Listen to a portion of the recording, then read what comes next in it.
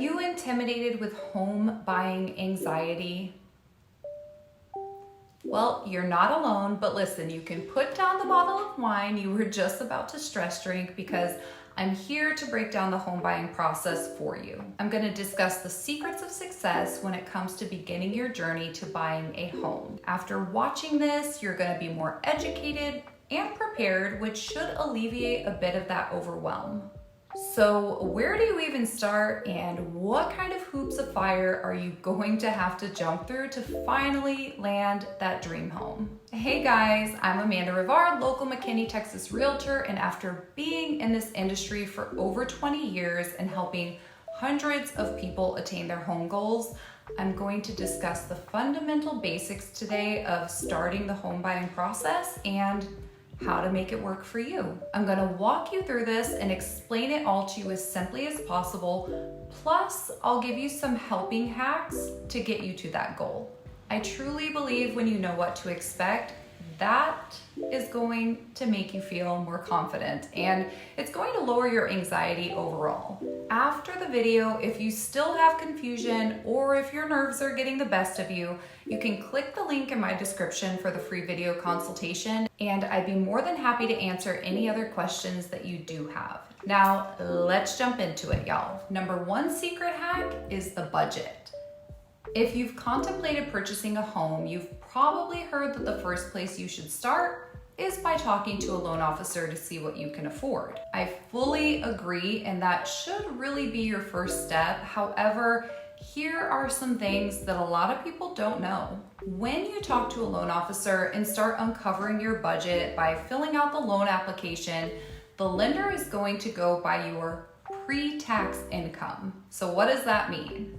When your lender gives you the amount that you're qualified for, well, number one, they are going to give you the maximum amount that you qualify for. And number two, they are not factoring in what you net, but only what you gross. My goal for my clients is to make sure that they are in a mortgage payment that they can comfortably afford.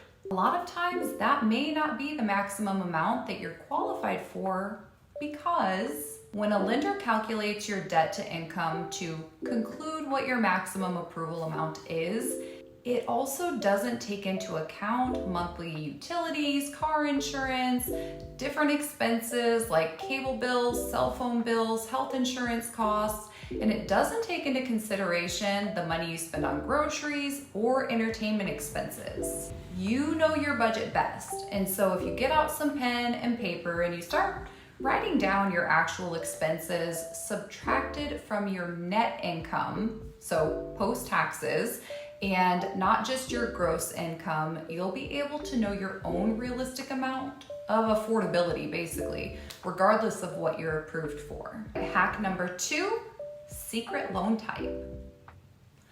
Okay, so this one actually isn't a secret, but I feel like it is not well known, and it is a fantastic product. Most people are aware that there are several different loan types that you can qualify for.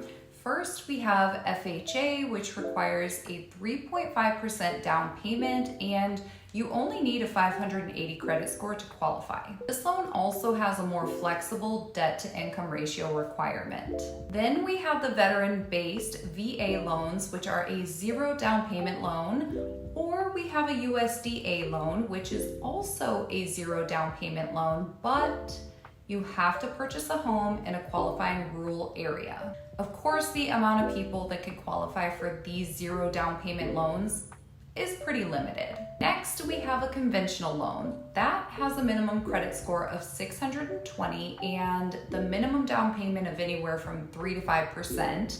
And a lot of people will opt for a conventional loan if they have a solid credit score and low debt.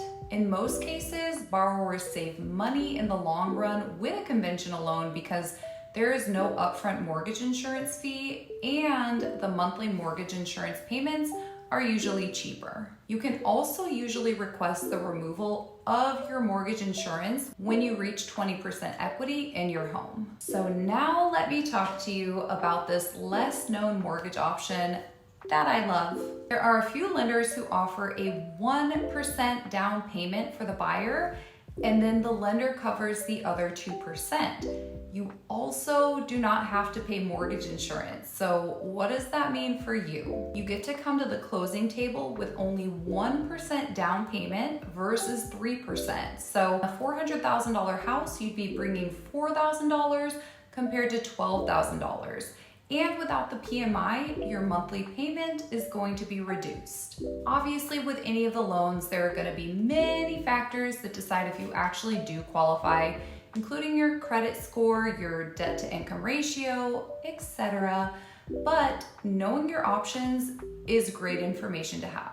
Secret hack number 3, know your needs, but plan ahead. Yes, it is important to know the needs of your household when looking for a home. A lot of people will look at their immediate needs and make their decision based off of that, but I tell my clients that most people end up living in their homes for the next 7 to 10 years realistically, so it's a good idea to think about what your life might look like within that 7 to 10 year period. Obviously, most people are probably not psychics, but if you think about your needs, not only in the present, but in the future, you'll be less likely to purchase a home that only suits you for the next 1 or 2 years. Maybe you have children that are about to graduate in the next couple years, so you may not need a huge house for the long term, and you can maybe settle on something more moderate so that it's manageable when the kids leave the nest, or maybe you have younger children right now that will be growing and may need more space as they grow, which is a little bit different than what you can get by with while they're so little. Anticipating common life changes really is the key here. Knowing your needs as far as bedrooms, bathrooms, location, proximity to certain schools, that's great to know, but finding something that has the flexibility for years to come is truly beneficial. It's also 100% okay if your idea of these needs change while you're in the process of finding a home, because sometimes your dream home may be something different than you even knew that you wanted. Secret hack number 4, find an agent you trust.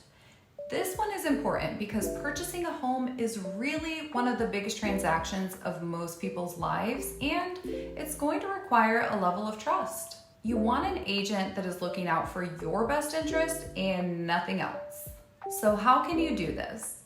Maybe your friends or family have worked with an agent that they absolutely love, so they send you a referral. But it doesn't necessarily mean that you will also love that agent, because we all have different personality types, right? We also have different comfort levels when it comes to trusting someone. The kicker is also having someone who can handle any issues that may arise during the transaction, and someone who's also accessible if you have questions after closing. Basically, someone who's in it for the long haul.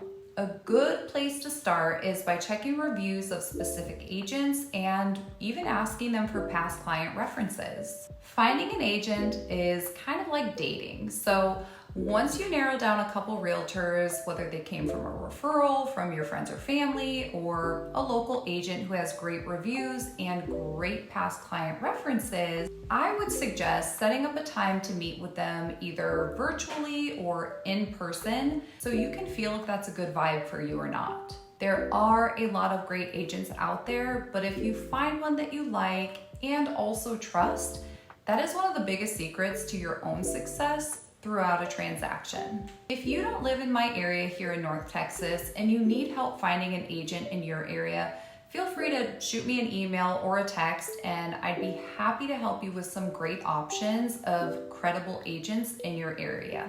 Secret hack number 5 is patience. A transaction looks different for every buyer. I've had quite a few clients who find their dream home on day 1, and sometimes it's even the first house we see. And within a month, they are living there and they are happy. However, most times it does require a little patience, especially if you have less flexibility when it comes to what you want. I've had clients take a year or more to find their dream home, and they always ask me, is it normal to take this long? A normal time frame is completely subjective. The reality is that inventory is still really low, and there are only so many options available. If you absolutely cannot be more flexible with your needs or your budget, then it is probably going to take you a little bit longer to settle on a home that works for you. Going into this process, expecting that you will have to be patient in one way or another is a great way to prevent disappointment if you don't find the dream home in your first week or your first month or your first 6 months. Now, as I said, this is the starting point to a successful home purchase. Once you have that dream home under contract, then of course you'll go through the inspection, appraisal, and your closing, but today I just wanted to give you helpful information so that you can understand starting the journey. If you follow these steps, you are going to be off to a great start, and it's less likely to be as overwhelming and stressful. So to recap, number 1, know your real budget. Number 2, understand the loan options. Number 3, know your needs but keep the future in mind. Number 4, find an agent that you can trust. And number 5, prepare to be patient. As always, there are additional resources in the description of this video. And like I always say, if you have any kind of question regarding a future real estate transaction, just reach out and let me know how I can help. That's it for today, guys. See you on the next video.